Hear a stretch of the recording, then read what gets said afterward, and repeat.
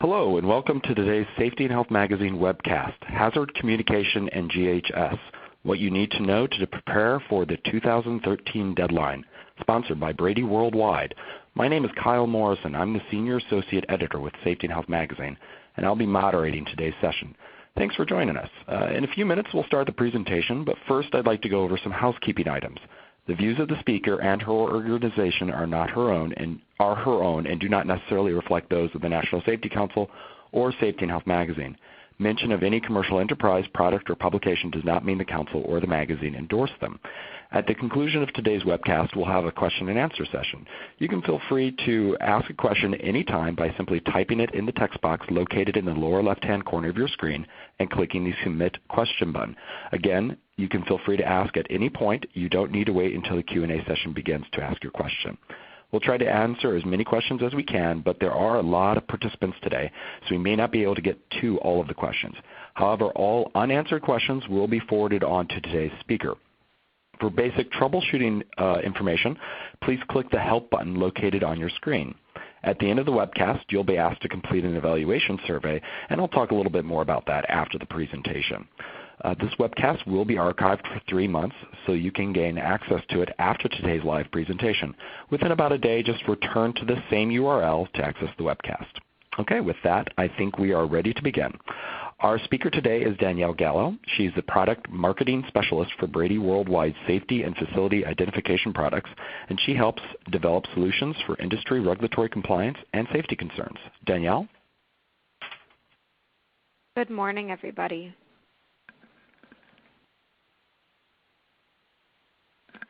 As Kyle mentioned, today's session will be on hazard communication and how it aligns with GHS, the Globally Harmonized System of Classification and Labeling of Chemicals. I want to start off talking about the Hazard Communication Standard and Regulation as OSHA has previously published it.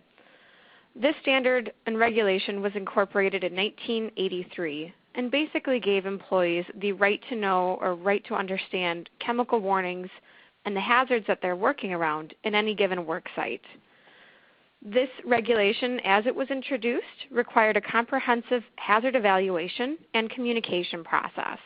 That communication process included warning labels on chemical containers, as well as the adoption of a material safety data sheet, or a sheet that incorporated hazardous information about the chemical and what measures needed to be taken when working around it.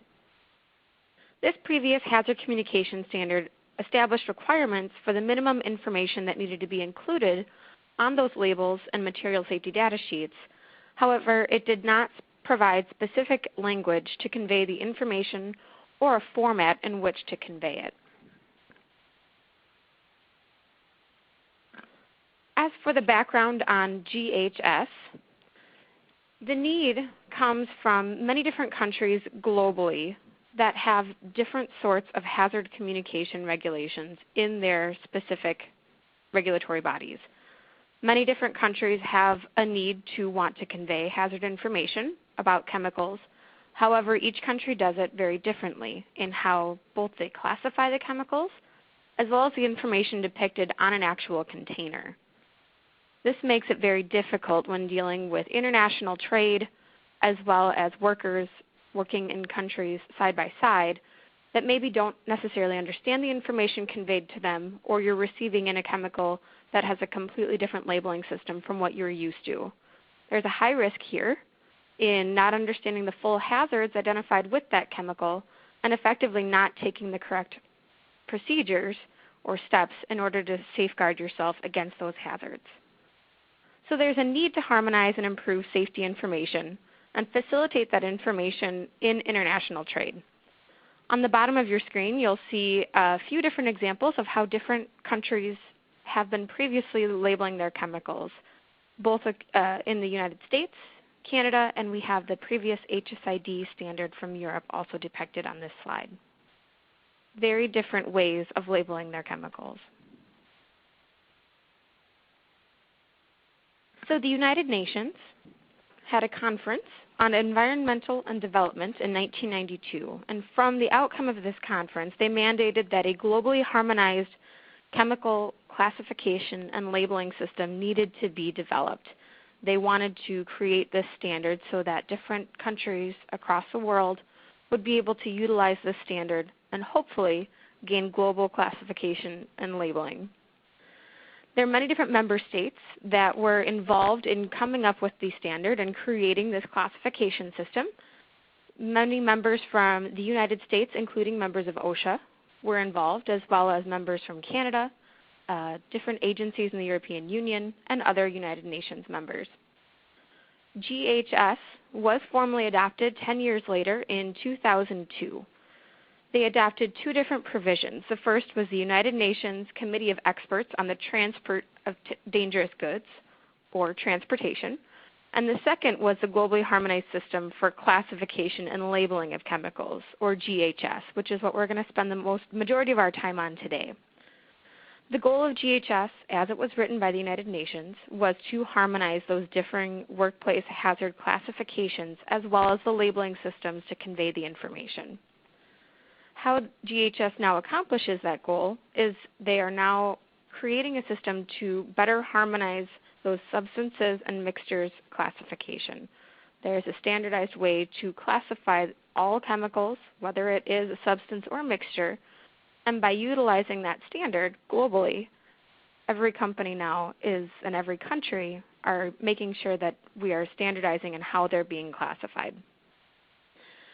GHS also changes how hazard information is being communicated, and this is done through a series of new pictograms and new phrases that are being associated to the chemical. And it also streamlines the format of the safety data sheet as well as the chemical label.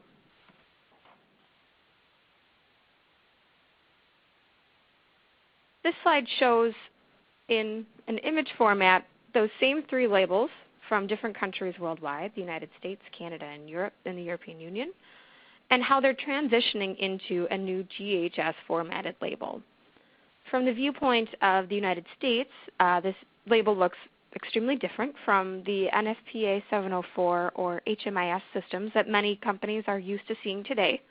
However, when you take a look at the GHS formatted label compared to the WMIS standard in Canada or the HSID standard in Europe, you notice some similarities there, and those similarities come in the use of the pictograms as well as statements or sentence form hazard statements on a label. And we'll get into more detail on what exactly needs to appear on the label and why.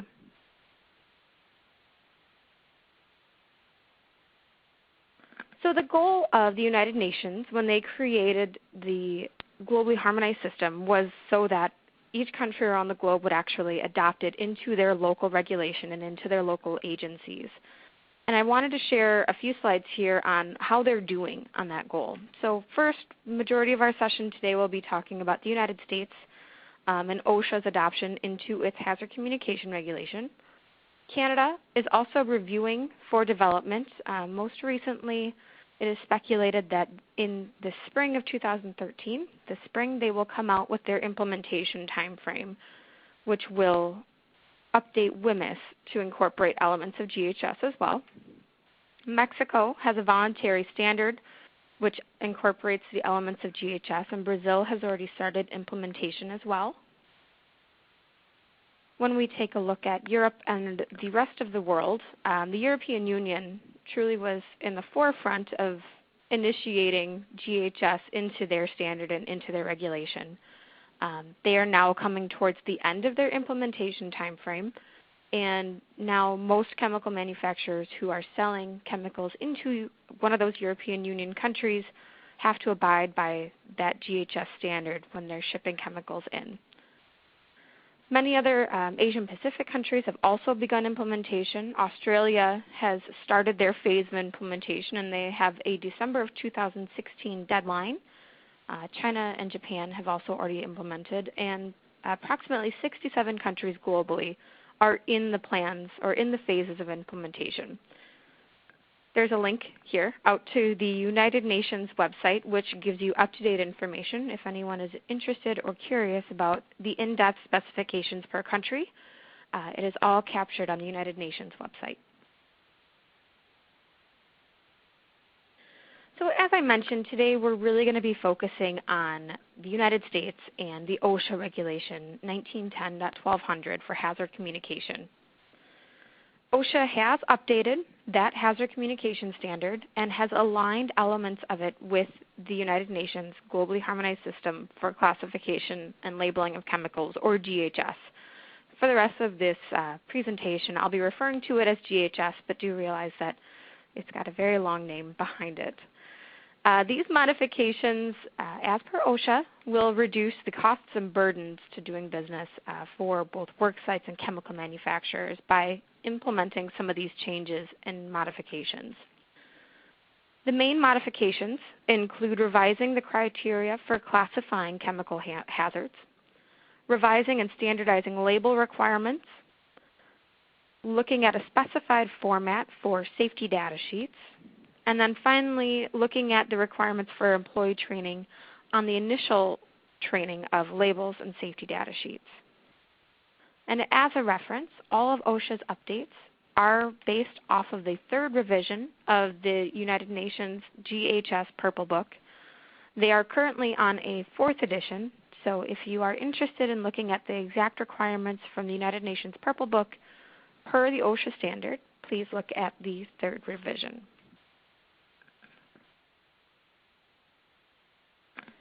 This slide shows a bit of an impact for U.S. workers as well as businesses and how deep hazard communication truly spreads throughout this country.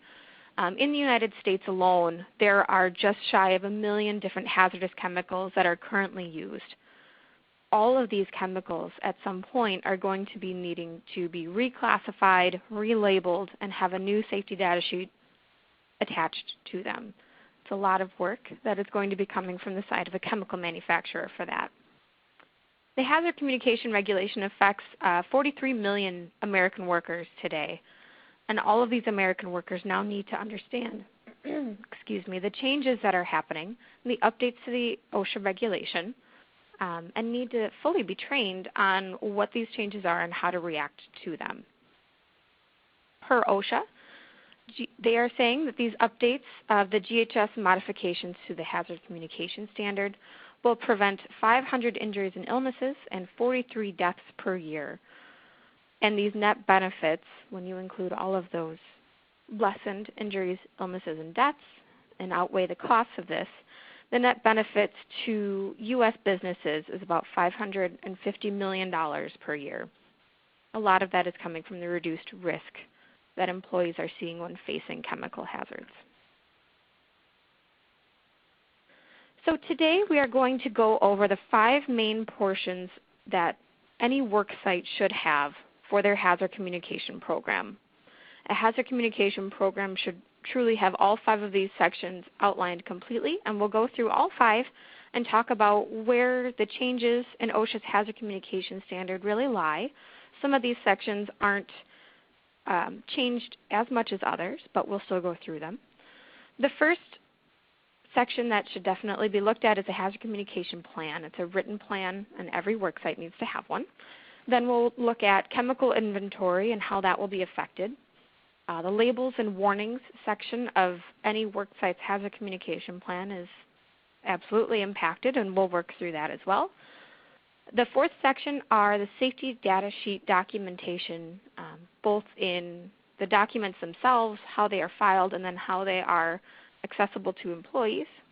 And then finally, we'll go through the employee training requirement, what needs to be trained, how, when, and additional information on timelines and things that you can do to get started today.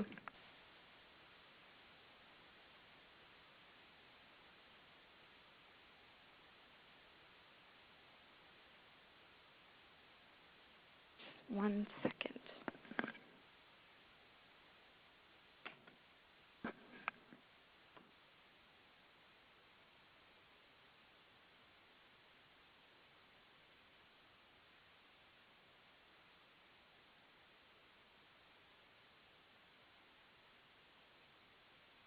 This is a good opportunity to remind anybody listening in that, again, the question and answer session is at the end, but you don't have to wait for that session to begin to begin asking your questions. We're already getting a lot of questions now, and we'll be going through that to answer the questions to the best that we can in the time that we're going to have.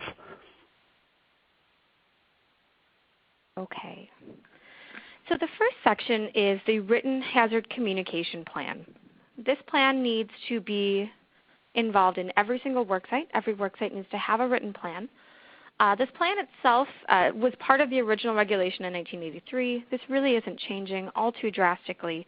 Just want to reiterate that every company needs to have a plan and make sure that it is updated in a few separate sections. The sections in each plan should look like what we have modeled here on the screen. Your overall company policy. You need to make sure that the information about how all of the dangerous hazardous chemicals are used and known by all affected employees. The container labeling section is definitely one that needs to be revised, and then we'll talk about training on that as well. A fourth section should include your status on safety data sheets, your process for obtaining them, keeping those available to employees, and then archive. So that needs to be revisited and make sure that it is updated according to the new regulation. Employee training and information absolutely needs to be updated in a written program, and we'll go through what elements need to be added, as well as the eighth section here, the list of hazardous chemicals. It's always a great time right now to make sure every company, you definitely always need to be looking at your inventory of hazardous chemicals and making sure that's up to date, both with inventory of incoming chemicals, chemicals used in the facility, as well as your chemicals that may be purged. And you need to make sure that there's always a process for each of those things to make sure that everything is accounted for in the facility. So this slide is primarily just to show you which sections of a written program need to be revisited based on these changes to the hazard communication program. The second section, your chemical inventory, again, a very important aspect of hazard communication. However, this section of your plan isn't going to change that drastically with the changes to OSHA's hazard communication standard. There should always be a prepared list of chemicals, as we just spoke about, as well as making sure that the safety data sheets for those chemicals are available to employees, they're up to date, and that if you do receive a new chemical safety data sheet, that you're archiving the previous one, as well as archiving any chemicals that you may not have on your facility anymore. This chemical inventory should be reviewed annually and make sure that everything is up to date.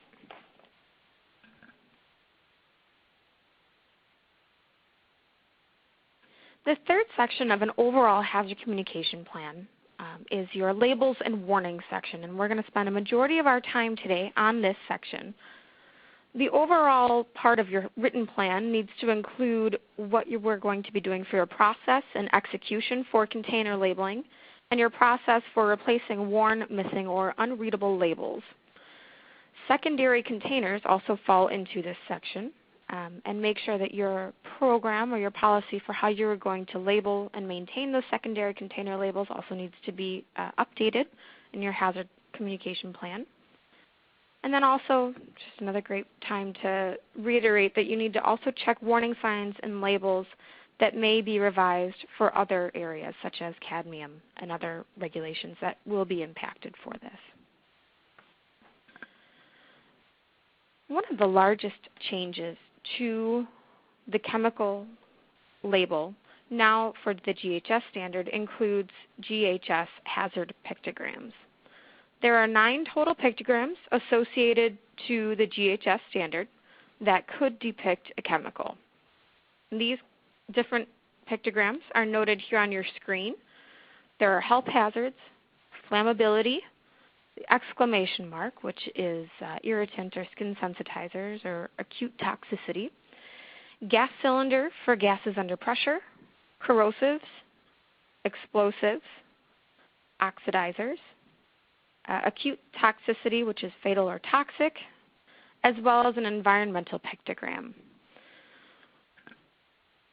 These 9 pictograms can be bucketed into 3 different categories. The first is chemical or physical risks.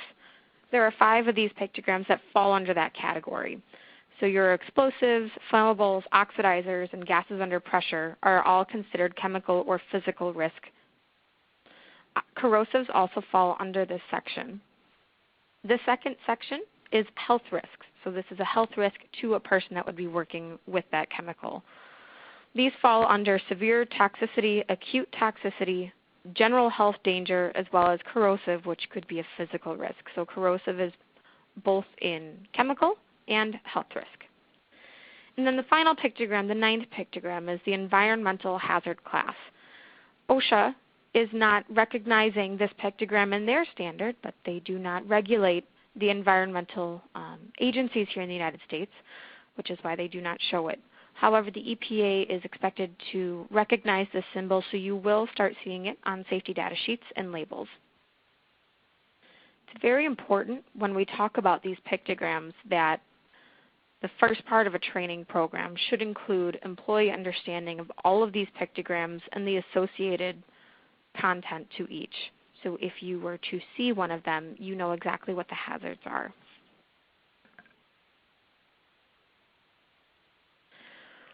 When we take a look at the overall new GHS formatted hazard communication label, there are 6 total elements that need to appear. These 6 elements need to appear on the label. However, they do not need to appear in the order that I have shown. They can appear in whatever order they need to appear. However, all 6 elements need to at least be on the label. The first element that we'll talk about is the signal word. This is new for us in the United States in terms of the chemical label. This signal word needs to appear now on all chemical labels, and there are 2 options, danger or warning. The severity of the statement, danger or warning, follows what we are used to in the United States with the ANSI standard, where danger is used for a more severe instance and warning is less severe. The second section that you will see are hazard pictograms. The pictograms that we just mentioned will be apparent on a chemical label. Typically, you'll see anywhere from 1 to 4 pictograms depicted on a label, where we could have 1 hazard associated to it, up to 4. And these pictograms need to appear with a red border and a black symbol. This is a change from the current OSHA regulation, which did not specify the use of color. So previously, a lot of companies were using just a black text on white label, which was definitely okay. But now with the change to the GHS formatted label, there needs to be a red border with a black symbol on the inside for all chemicals coming from a chemical manufacturer. These symbols, when you take a look at the example I have on the screen, if for some reason this carbon monoxide label only had, let's say, 3 symbols associated to it, or 3 pictograms associated to it, and for some reason this version is not flammable, let's say, so that top pictogram doesn't apply. This chemical manufacturer that's making this label could not keep 4 diamonds on here and leave one of them blank.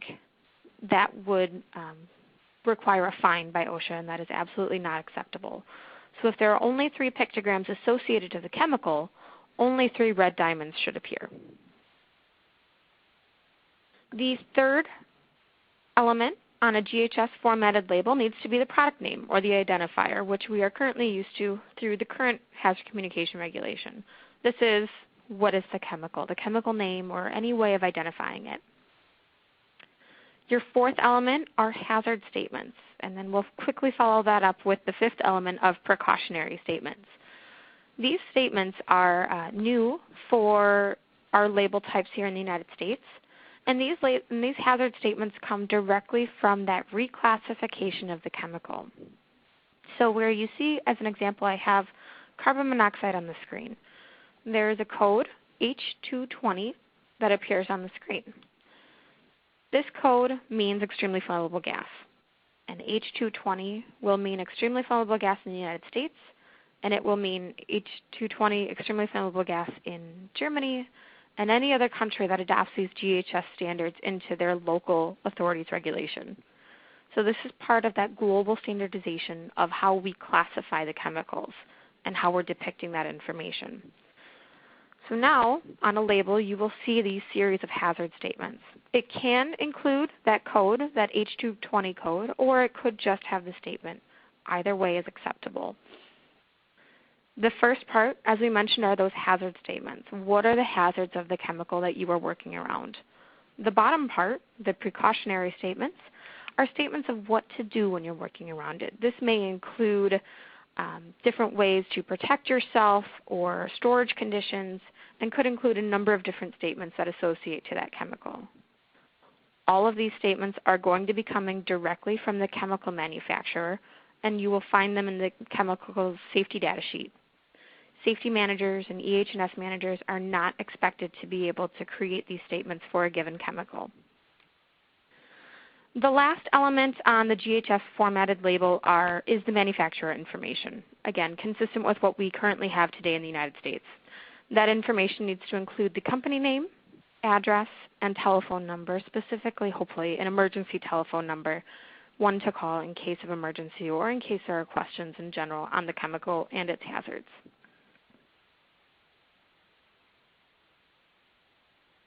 When we look at those hazard and precautionary statements, as I mentioned, they are going to be apparent on the safety data sheet, which is where any workplace employee or employer could find what statements are associated to the chemical. They're bucketed by the type of statement that they are. So when we look at hazard statements, there are physical statements, health statements, and environmental statements, similar to the groupings for the pictograms. These statements, as we talked about, have a code. So all H200 statements will be talking about unstable explosives. We'll talk about series codification. So an example of that would be unstable explosives or flammable gas. H300 talk about the health statements, so fatal if swallowed, toxic if swallowed, and different health hazards that are associated to that chemical. And finally, the environmental statements will also still be apparent on the safety data sheets and can also be apparent on the chemical label coming from the manufacturer, which would talk about any environmental hazards that are apparent. When you look below at precautionary statements, again, these are broken out into different codifications and classifications. You've got general statements, prevention, response, storage, and disposal statements. Again, all of these are found in the chemical's safety data sheet and will appear on the chemical label coming from a manufacturer. So when we look at this newly formatted GHS label with all 6 elements, we want to make sure that we're clearly explaining the benefits of this label and why this label format was chosen. So first of all, the format provides an immediate visual reminder of the hazards associated with the chemical, and that immediate reminder comes from the use of those pictograms. Hopefully, once employees start seeing these and are trained on the different hazards associated with each pictogram, they will clearly identify just by glancing at the label that it is, in this instance, flammable, a gas under pressure, and has toxicity to them in their health. Second of all, past labels were inconsistent in the terminology and visuals that are used, both coming from chemical manufacturers and secondary containers used in-house. There was not much consistency in what information needed to be conveyed or how it was conveyed. So by going to this GHS formatted system, it helps with that consistency. By using a standardized signal word and visuals, this will create consistency for any worker looking at hazardous chemical labels to make sure that they clearly understand what those hazards are and the risks associated with working around that chemical. And then finally, using those hazard and precautionary statements more clearly define exactly what the hazards are associated with that chemical. Whereas many of you may be familiar with the NFPA system, where they use the 4-color diamond or 4-color bar in the HMIS system. Those systems rely on an end user or somebody knowing what the color is, what that signifies, as well as what that rating scale means. And we'll get into it a little bit down the line, the differences between GHS and those systems and when you will see them, when they're appropriate to use, and effectively what OSHA says about them. But now, with using these statements, it more clearly explains in plain terms what the hazards of those chemicals are. It more clearly explains that to anyone reading the chemical in this example placed on your screen, that it is an extremely flammable gas and toxic if inhaled. So it takes out the guesswork of what the rating system or the colors may mean. And that's the main benefit of these labels.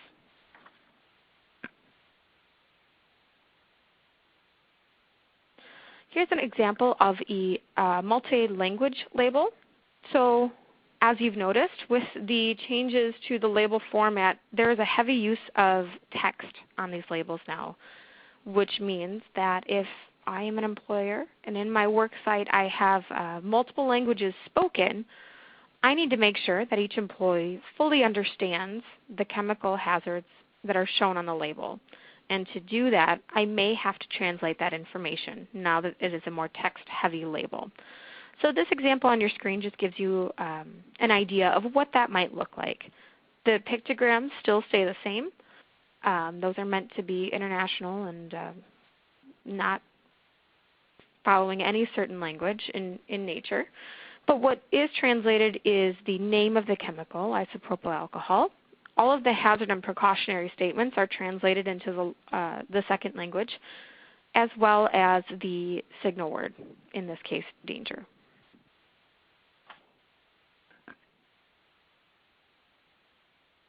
When we take a look at how you're going to be seeing these chemical labels coming into your facility, the first example I want to show is just a general chemical package. So in this situation, in this scenario, you've got your outer packaging. And that outer packaging or box will have your DOT or your transportation labels on them. We're not focusing on the transportation side of GHS and chemical labeling today, but basically those standards will be what the DOT has already put forth. They updated their regulations or standards about 2 years ago to incorporate the elements of the UN's DOT standard. But what we're talking about today is going to be those interior chemicals on the inside of the box, the individually labeled chemicals. That's where you're going to start seeing that GHS formatted label. And on your screen here, it's a different format a little bit, looks a little bit different from some of the other labels that I've been showing you. Again, that's okay. The elements may be moved around and look a little bit different, but as long as you have all 6 of those elements apparent on the label, it is accurately formatted. The second example that I wanted to show today is the GHS label elements on, let's say, a drum or a container.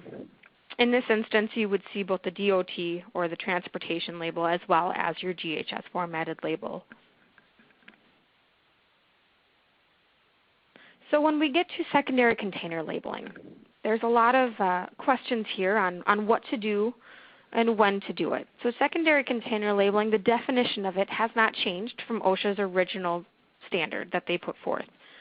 Secondary containers are when you take a chemical out of its primary container coming from the chemical manufacturer and you transport that into a smaller bottle, squeeze bottle container of some sort, and you're going to be using that in the facility. If that bottle is going to leave the hands of the person who transported the chemical or has the possibility of doing so, it needs to be labeled so that anyone that comes into contact with it now understands the hazards of that chemical. So secondary containers do still need to be labeled per OSHA's regulation, and we'll go through some of the different ways that you could use your secondary container labeling system now. Again, the label needs to identify the hazardous chemical and the appropriate hazard warnings associated to that chemical, which would include words, pictures, symbols, or a combination thereof. This identification needs to provide employees with the specific information regarding the physical and health hazards of those hazardous chemicals. So many of you are familiar with this system that I'm showing here on my screen today, the NFPA 704 system and also the HMIS color bar system. There are currently no plans to change those existing systems either by the NFPA or the HMIS. Those systems will stay the way they are today. Their ratings, their number scale will not change. Those systems will still be used primarily to convey hazardous information to first responders, emergency responders, and other people of that nature. There really are 2 main audiences, if you will, of hazardous chemical information, and that's an employee or a worker working around it, as well as your emergency responder that needs to understand it. the emergency responders still will want to look for this system. There are differences, however, between the HMIS and NFPA systems and the GHS hazard classifications. As you all are generally aware, the NFPA rating started from 0 at minimal and went up to a severity of 4. So if you were to see the number 4, it means it was a severe hazard. The GHS classification system also has a numerical rating for hazards. This numerical rating is not usually depicted on a label and generally does not need to be depicted on a label. However, it will show up in the chemical safety data sheet. And their classification is inverse of what the NFPA's classification is. They start at a Category 5 for minimal, and their most severe category is a Category 1. So with the change between, or the differences between the NFPA and the GHS classification systems could cause some confusion, especially if an employee is taking a look at the safety data sheet and looking at the ratings right next to each other. There is an absolute need to be able to effectively train your employees on the differences of these systems and where they will see this information. At the bottom of your screen here, I note that the GHS hazard categories are displayed in the safety data sheet and not generally shown on the label. But due to the significant change in classifications, as mentioned, it will be imperative to train your employees on this change so that they fully understand both classification systems and when a hazard is severe versus non-severe, depending on each rating. The next series of slides are going to show you an example of this. So we have a chemical butanone, which is also known as MEK or methyl ethyl ketone. Using the NFPA system, this chemical is signified, as you see on your screen, with the NFPA colored diamond, where we've got a flammability of 3, and we'll focus on the flammability category for this one. The next slide shows you that exact same chemical and the exact same classifications in a GHS format. So again, it's butanone, exact same manufacturer. Chemical label looks extremely different. The use of pictograms and those hazard statements are now apparent, as well as the danger signal word. Now where you really want to spend time training your employees on these changes is in this next slide. This is a snapshot of this material or this chemical's safety data sheet. And this safety data sheet, under its second category, talks about hazard identification. So I've highlighted here on the screen the flammability ratings. Under GHS, this chemical is rated a Category 2 for flammability. Under the HMIS or NFPA ratings, the flammability or fire hazard is a level 3. This is exactly what we're talking about when you need to effectively tell your employees how those ratings differ, where they will see them, and what to do when they see that. So wrapping up secondary container labels, I just want to make sure that everyone understands OSHA does mandate that you need to label those secondary containers. However, they do not mandate a format in which to do so. It is not mandated that you have to use a GHS formatted label for your secondary containers. Basically, that is up to the employer, and again, they need to just cover what the chemical is and the hazards associated with it. It will, however, be best practice to use a GHS formatted label on your secondary containers. Employees need to be trained anyway on how to read a GHS formatted label and how to create one as the primary containers are coming into a facility. So to be able to continue that training and that learning onto secondary containers would be a best practice. However, we do realize that a lot of companies have been using that NFPA system for a number of years, and many employees are extremely familiar with it. So we also understand that many companies are going to go to a dual labeled approach, where they're showing both the NFPA information as well as the GHS information on their secondary containers. This way, they're not conflicting information by only showing the NFPA, but they're showing both. So it gives you, your employees, a sense of familiarity with the NFPA system. However, you're also giving them the information for the GHS classification as well. We have an example on the screen here of what that might look like. In this example here is for a tank sign. But basically it gives those elements, both elements of both classification systems on the same sign.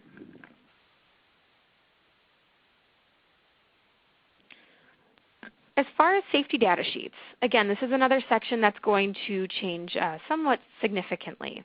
So safety data sheets, as you notice, I'm mentioning them. The name material now has been dropped off in the OSHA regulation, and now is just SDS, or safety data sheets. The M is no longer there. The safety data sheet now has a specific 16-section format. That format now clearly identifies all of the information that needs to appear in the safety data sheet and the way in which it needs to appear, so that each safety data sheet you receive from every chemical manufacturer will appear in the same way. This is part of the GHS standardization coming from the United Nations. So the order starts off with the identification of what is the chemical, moves on to your hazard identification, or what are the hazards associated with it, and you move on down the list to the composition, first aid, firefighting, PPE, and the like. The way that this safety data sheet is now structured in its order now gives the employee the most pertinent and crucial information that they're commonly going to need to know up front. What is the chemical? What are the hazards? And what do I do in interacting with this chemical? As many of you are probably aware, some MSDS sheets could get and can get up to 20 pages long.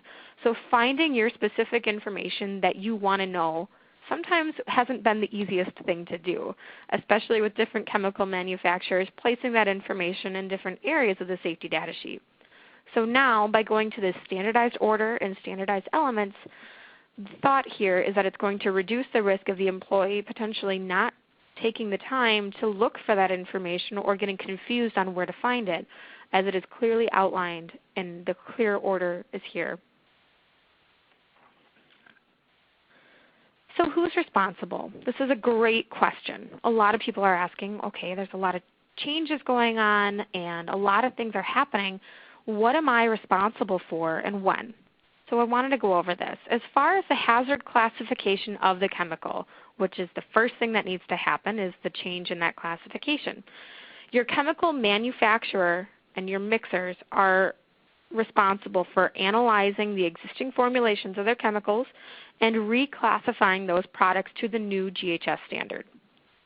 As far as chemical labels, again, the chemical manufacturer is responsible for, once they've reclassified that chemical, to relabel that chemical and make sure that that classification and those elements are now apparent on the chemical label as it comes into a facility.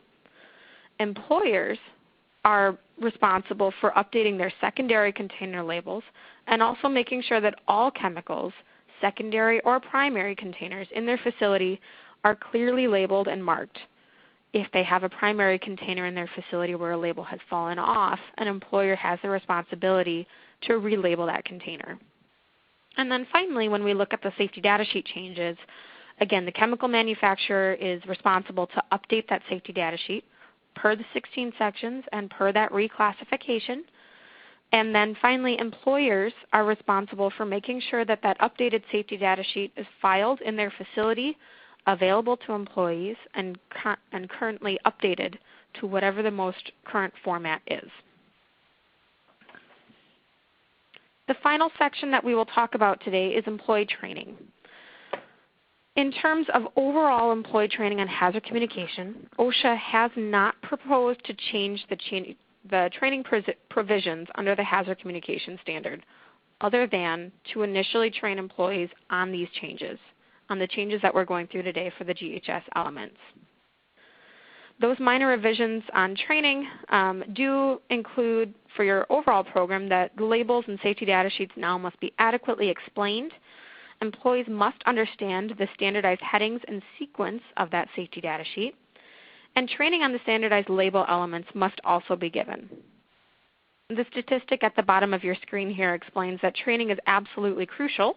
A study found that employees who did not understand a third of the safety and health information in material safety data sheets, and 40% of employees that read a material safety data sheet had overall difficulty understanding the information in it. So by changing the safety data sheets to that new updated format and training on them, it's going to really help reduce the risk in your work site. So what do you need to include in that initial training? Number one, an overall understanding of the new Hazard Communication Standard, similar to what we've gone through today, but maybe in more depth on the pictograms and a few other areas. Number two, understanding of the safety data sheet. What are the changes and how to read them? Number three, understanding the labels, and specifically the 4 new elements that are now shown on a label, which are the pictograms, signal words, hazard statements, and precautionary statements. The 5th element of your initial training should include an understanding of the relationship of the safety data sheet and the label. If I were to have to create a label based on the safety data sheet, where would I go to find that information and how would I do it? And then finally, understanding the overall health information and hazard information associated to different chemicals and how they're depicted. This has been a lot of information for you all, so I also want to make sure that I quickly wrap up and talk about the time frame in which all of this needs to be happening for either if you're a chemical manufacturer or a work site. So we are here today at the end of February of 2013, and our first deadline per OSHA is December of this year. So December 1st of 2013 is that initial training requirement for all worksite employees. So if we go back to one of the first slides that I showed on the 43 million American workers that are affected by this regulation, all 43 million of us now need to be trained on these initial requirements as we just went over by December 1st of this year. The second set of dates are in 2015. So June of 2015, that date requires all chemical manufacturers and mixers to have reclassified those chemicals, update their safety data sheets, and update the labels that are shipping with those chemicals. By December of that year, this date mandates that chemical distributors now have all of their inventory updated. So anything going out of a chemical distributor now has that updated information as well. OSHA is allowing that extra time to make sure that inventory on the shelves of distributors either gets turned or purged or relabeled. And the final date is June 1st of 2016, which is full GHS compliance. And by this date, this means that all employers, your safety managers, and your work sites have everything in place at a work site level to fully update to the new Hazard Communication Standard. That means all of your safety data sheets are documented and available to employees. All of your work site container labeling has now been updated, and whatever an employer chooses to do for their secondary container labeling program has also been implemented. So finally, what do we need to do? You need to take immediate action on staying alert of the newly formatted safety data sheets and make sure that you capture them and keep them on file. Chemical inventory continuously needs to be updated. And make sure you talk to your chemical suppliers about their transition plan and when they'll start sending you those updated safety data sheets. Coming up, you'll start to need to train your employees on those initial training requirements by December 1st of this year. And then in the future, make sure that you are continuously staying on top of your chemical manufacturers to make sure that you have the updated information so that by June of 2016, your work site now can be updated with all of your updated warning labels and information. With that, I want to conclude our webinar for today, but also we can start to work on some of the questions that you may have asked throughout the course of this webinar. Great. Thank you, Danielle. That was a fantastic presentation. Before we get started on the Q&A, and I know we do have a lot, so we will make as much time as we can to get to them, I want to remind everyone of the short evaluation survey we're asking you to complete. It should be appearing on your screen now. Please make sure your pop-up blockers are off so you can get it. And we ask that you consider completing it to let us know your thoughts. Your input is important because it helps us improve future webcasts. So I do hope you take the time to fill out the survey. If you don't see it, again, check your pop-up blockers. Now, Danielle, we have received a lot of questions, and I want to kick things off with something that you just kind of finished on, which was regarding training. Since right now the SDS format training is coming up in December, and at the same time people may not be seeing these labels because they're going to be showing up later potentially. So are employers going to have to train employees both on the SDS format as well as the current MSDS format? That is a fantastic question. So this initial training is to cover the changes of the Hazard Communication Standard, which really signify those updates per the GHS standard. And there's also an annual refresher training. So this initial training is not taking the place of an annual refresher.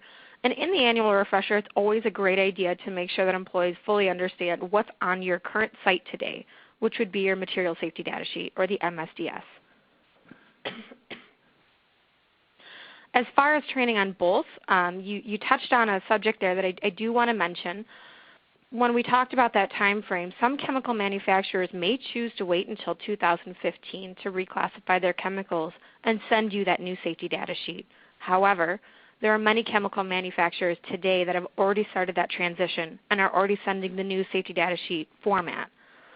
So it's absolutely imperative that in that training that you're doing this year before December, that you're training on the new safety data sheet format, as well as your annual refresher could include the MSDS format as well, knowing that you're probably going to have both formats in your facility over the next 2.5 to 3 years.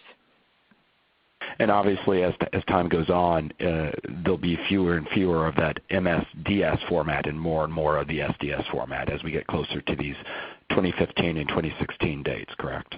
Absolutely. Okay. Along those lines, with those dates that are a couple years off, the 2015 and 2016, do containers that have already been stocked or in inventory prior to those dates in 2015, 2016, do they have to be updated with the HazCom elements, the updated standard label elements, or are they fine how they are? That's another great question, and it depends on what standpoint you're talking about. If I am a chemical manufacturer and I'm talking about the chemicals shipping out of my facility, the requirement is that by June 1st of 2015, anything leaving your facility, if you're a chemical manufacturer, has the updated label format and safety data sheet associated with it. Before that time, if you're still purging inventory that has an older format on it, that's okay, as long as by June 1st, it's all the new format. If you're talking about from the standpoint of a work site, let's say you're a safety manager and you're managing all of the chemicals, or an EH&S manager and all the chemicals on your work site, and the date that's important for you is that June 1st, 2016 date. That date is the time frame in which all of the new provisions of the Hazard Communication Standard are now enforceable, which means all the chemicals on your site need to have that newly updated format label on them. So if you perchance have, let's say, old chemicals that have been sitting in your inventory on your work site for the last couple of years, it's going to be a great idea to go back and relabel those chemicals per the new safety data sheet classification that you receive from the chemical manufacturer. Okay. Where can folks get these labels? Great question. So labels are either when they're coming from the chemical manufacturer, you'll find that information. The information also will be available on the safety data sheet. But a lot of these labels are going to have to be created by the work site, and so that can be done in a number of ways. There are programs that you can choose to use that can format the label for you through use of software, and there's also different printing systems that someone could choose to use to create these as well. But basically, being able to create your label on site is going to be absolutely imperative because different chemicals come into a work site every day. And a lot of these chemicals now, especially with having the new GHS classification, are going to have different information from what you're currently used to. And as you've seen throughout this course of the presentation, by going to that GHS formatted label, you now need to be able to produce pictograms as well as those hazard statements. So it's not going to be as simple as buying a stock of blank diamond labels and writing in the number anymore. So really using either a software or a printing system or something of that nature to be able to create the label for you is going to be very imperative. Okay. We're having some questions as well regarding the length of time employers need to keep their safety data sheets. How long do SDS sheets have to be retained? Do they still have to archive old versions of MD or MSDSs? Fantastic question as well. Yes, all old MSDS sheets as well as safety data sheets of purged chemicals that are no longer on your facility, absolutely all of them need to be archived for at least 30 years. That archival system could be paper or it could be electronic, but it needs to be archived and available to employees for 30 years. Okay. And you had shown some great examples earlier in the presentation about labels that have multiple languages on them. Are such labels with different languages required? I mean, do employers have to have both, for instance, English and Spanish or Polish or what have you? It's the employer's responsibility to make sure that all of their employees and workers on their site fully understand the hazards of the chemical. So if they have, and this is just an instance, let's give it an example, if an employer has a work site where maybe they have multiple languages spoken, 3-4 languages, it would be a very good idea for them to give that information in a way that their employees working on their site understand it. And if that means translating the information on the label, then that's probably what they should do. Okay. You mentioned earlier about the pictograms, and it showed an example of four pictograms together on one label showing all the different hazards. What happens if there's more than 4 pictograms? Is there ever going to be a case when there could be 5 pictograms on a label? Great question. We have, to this day, not seen any chemicals classified with 5 pictograms or more. We have counterparts in Europe who, as I mentioned earlier, the European Union has been in the process of implementing these GHS standards into their standard in the European Union. And to this date, no classification has required over 4 pictograms. Per the GHS classification, if a chemical has numerous, let's say, health risks, the classification will signify that you need to use the most extreme health risk pictogram on that label. So in that instance, you wouldn't be showing 2 or 3, you would be showing the one most severe health risk pictogram, if that helps make a little sense. Sure. We had a couple questions. Again, I think you kind of touched on this, but it might be worthwhile to repeating. Do the labels have to have those 2 colors on them, both in black and red? If the chemical is coming from a chemical manufacturer on a primary container and being shipped, it has to have 2 colors. It has to have a red diamond and black text with a black symbol on a white background. Okay, what about the secondary labels? Do they also have to have both colors? Great question. And no. Well, no, in that OSHA does not mandate that the format of a secondary container has to be a GHS label. And also, they did specify that if a chemical is used in a facility as a secondary container, and there's absolutely no possibility of that chemical ever leaving the facility or shipping out of the facility, it can have a black diamond around it with a black symbol. Okay.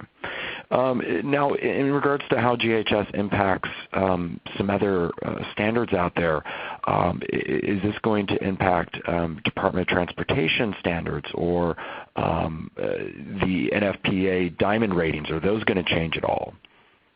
The Department of Transportation actually, over 2 years ago, already updated their DOT standards to go along with what the United Nations put together for the globally harmonized system of transport of goods. So the DOT is ahead of OSHA in this sense, and they've already updated their standards and the way that they depict their Class 1 through Class 9 DOT shipping information has already been updated. So that's already happened. If a company is already complying with current DOT standards, they're good to go. Nothing's going to be changing there. And as far as the NFPA, the rating system for the NFPA standard as well as the HMIS standard is not changing. It will stay the way it is today per the NFPA rating and standard. Okay, great. Unfortunately, we have run out of time, and I know that there are a lot of questions we did not get a chance to get to, and I apologize for that. But all of those unanswered questions will be forwarded on to Danielle. Once again, I hope you take the opportunity to fill out the evaluation survey on your screen. If you want to rewatch this webcast, this will be archived, and you can just simply return to the same URL you accessed for today's webcast to watch it again. And with that, I'd like to conclude the Safety and Health Magazine webcast. I'd like to thank Danielle, our sponsor, Brady Worldwide, and all of you for listening in. Thank you so much, and have a great day.